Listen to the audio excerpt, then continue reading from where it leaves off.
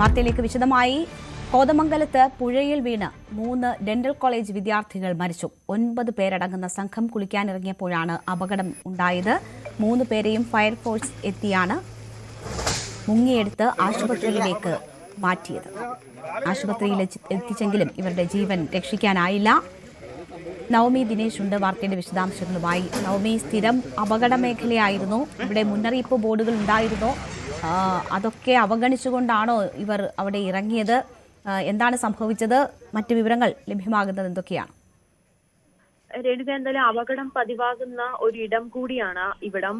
ഈ കോതമംഗലത്ത് നിന്നുള്ള ഈ കോതമംഗലം മാർ ബെസിലിയസ് ഡെന്റൽ കോളേജിലെ വിദ്യാർത്ഥികളാണ്. 9 പേരടങ്ങുന്ന സംഘമാണ്. അവധി ദിവസമായതിനാൽ ഒരു സുഹൃത്തുക്കൾ എല്ലാവരും ചേർന്ന് വന്നതായിരുന്നു. പക്ഷെ അതിനിടയിലാണ് ഇത്രയും ദാരുണമായ സംഭവം ഉണ്ടായത്. കുളിക്കാൻ ഇറങ്ങിയതാണ്. 9 പേരടങ്ങുന്ന സംഘത്തിൽ ഇവർ 3 പേരുമാണ് ഈ ഒഴുക്കിൽ പെട്ട് പോവുകയും പിന്നീട് ഫയർഫോഴ്സിനെ കൂടെ ഉണ്ടായിരുന്ന സുഹൃത്തുക്കൾ നിലവിളിക്കുകയും നാട്ടുകാർ ഓടിക്കൂടുകയും ചെയ്യുകയായിരുന്നു.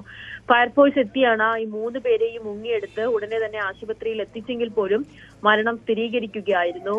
ഇതിൽ തിരുവല്ല സ്വദേശിയായിട്ടുള്ള ബിയോൺ, തിരുവനന്തപുരം സ്വദേശിയായ ഹരീഷ്, കോട്ടയം സ്വദേശിയായ അതുൽ എന്നിവരാണ് മരിച്ചിരിക്കുന്നത്. നാട്ടുകാരടക്കം പറയുന്നുണ്ട് ഇവിടെ മുന്നറിയിപ്പ് ബോർഡുകളൊന്നും തന്നെ വെച്ചിട്ടില്ല. പക്ഷെ അപകടം പതിവാണ്. ഇത് കാണുന്ന നാട്ടുകാർ സാധാരണ കുട്ടികളോ അല്ലെങ്കിൽ മുതിർന്നവരൊക്കെ അവിടെ കുളിക്കാൻ ഇറങ്ങുന്ന സമയത്ത് അത് മുന്നറിയിപ്പ് നൽകുന്നതാണ്. പക്ഷെ ഇത് ഈ സംഘം എത്തുന്ന സമയത്ത് നാട്ടുകാരും തന്നെ കണ്ടിരുന്നില്ല എന്നാണ് അവർ പറയുന്നത്. കണ്ടിരുന്നെങ്കിൽ ഇവിടെ ഇത്രയും നല്ല ഒഴുക്കുള്ള ഒരു സമയമാണ്, അവിടെ കുളിക്കാൻ അനുവദിക്കില്ലായിരുന്നു എന്നുകൂടി നാട്ടുകാരൊക്കെ പറയുന്നുണ്ട്. എന്തായാലും അവിടെ ഒരു മുന്നറിയിപ്പ് ബോർഡ് ഇല്ല എന്നതിലൊരു പ്രതിഷേധം കൂടി നാട്ടുകാരെ അറിയിക്കുന്ന ഒരു സാഹചര്യമാണ്. എന്തായാലും വളരെ ദാരുണമായ സംഭവമായി പോയി രേണുക. ഇത് 9 പേരടങ്ങുന്ന സംഘം കോളേജിലെ വിദ്യാർത്ഥികളാണ്, ഡെന്റൽ കോളേജിലെ വിദ്യാർത്ഥികളാണ്. അവധി ദിവസമായതിനാലാണ് അടുത്തുള്ള പുഴയിൽ സുഹൃത്തുക്കൾ എല്ലാവരും ചേർന്ന് കുളിക്കാൻ ഇറങ്ങിയതായിരുന്നു. ആ സമയത്താണ് ഇത്തരത്തിൽ സംഭവം ഉണ്ടാവുകയും 3 പേര് ഒഴുക്കിൽപ്പെടുകയും ചെയ്തത്. എന്തായാലും 3 പേരെയും മരണം സ്ഥിരീകരിക്കുകയും ചെയ്തിട്ടുണ്ട്. തിരുവനന്തപുരം സ്വദേശിയായ ഹരീഷ്, തിരുവല്ല സ്വദേശിയായ ബിയോൺ, കോട്ടയം സ്വദേശിയായ അതുൽ എന്നിവരുടെ മരണമാണ് ഇപ്പോൾ സ്ഥിരീകരിച്ചിരിക്കുന്നത്. വലിയ സന്തോഷത്തിന്റെ നിമിഷങ്ങൾ വളരെ പെട്ടെന്നാണ് വലിയ ദുഃഖത്തിലേക്ക് വഴിമാറിയത്. 3 പേരുടെ മരണം സ്ഥിരീകരിച്ചിരിക്കുന്നു. നവമി, ഇവരുടെ പോസ്റ്റ്മോർട്ടം ഉൾപ്പെടെയുള്ള നടപടികൾ ഇനി എപ്പോഴായിരിക്കും? എന്താണ് അത് സംബന്ധിച്ചൊക്കെ ലഭ്യമാകുന്ന വിവരങ്ങൾ? മൃതദേഹം എവിടെ സൂക്ഷിച്ചിരിക്കുന്നു?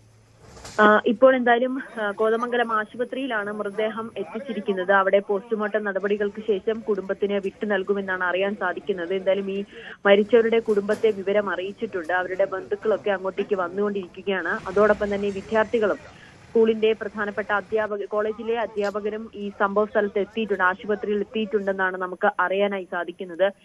ഈ ഒഴുക്കിൽപ്പെട്ടാണ് ഇവർ 3 പേരും മുങ്ങിയതെന്നാണ് ദൃക്സാക്ഷികളായിട്ടുള്ള സുഹൃത്തുക്കൾ വ്യക്തമാക്കുന്നത്. എന്തായാലും പോലീസ് അവിടെ എത്തി ഇൻക്വസ്റ്റ് നടപടികൾക്ക് ശേഷമായിരിക്കും പോസ്റ്റ്മോർട്ടം. ശേഷം ബന്ധുക്കൾക്കും മൃതദേഹം വിട്ടു നൽകും. എന്തായാലും ഇന്ന് തന്നെ മൃതദേഹം നാട്ടിലേക്ക് കൊണ്ടുപോകാനുള്ള അല്ലെങ്കിൽ കുടുംബത്തിന് വിട്ടുകൊടുക്കാനുള്ള സൗകര്യങ്ങളെല്ലാം ഏർപ്പെടുത്തുമെന്നാണ് നമുക്ക് അറിയാൻ സാധിക്കുന്നത്.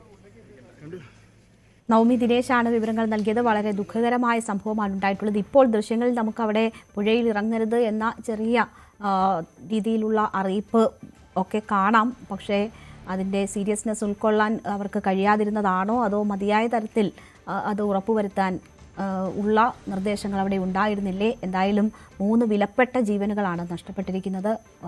9 അംഗ സംഘം അവധി ആഘോഷിക്കാൻ എത്തിയപ്പോഴാണ് ഈ അപകടം സംഭവിച്ചത്. സ്ഥിരം അപകട മേഖലയാണ് ഇത് എന്നതാണ് നാട്ടുകാർ പറയുന്നത്. എന്തായാലും 3 ജീവൻ നഷ്ടപ്പെട്ടിരിക്കുന്നു.